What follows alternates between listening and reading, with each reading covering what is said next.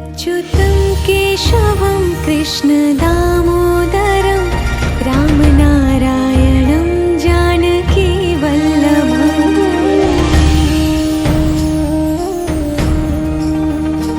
अच्युतं केशवं कृष्णदामोदरं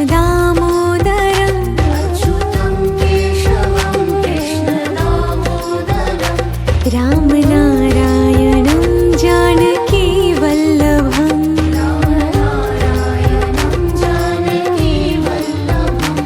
कौन कहते हैं भगवान आते नहीं,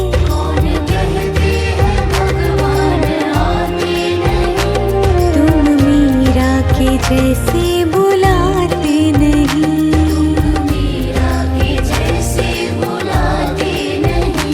अच्युतं केशवं कृष्णदामोदरं रामनारायणं जानकीवल्लभम्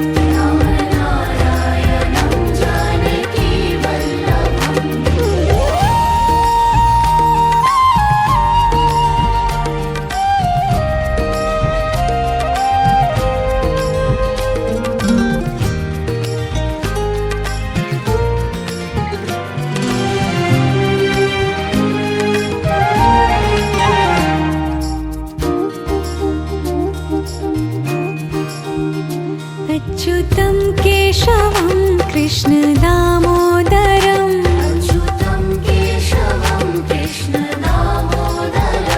रामनारायणं जानकीवल्लभम्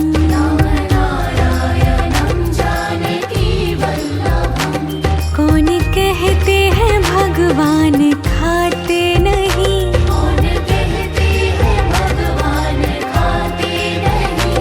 वीर शबरी के जैसे खिलाते नहीं।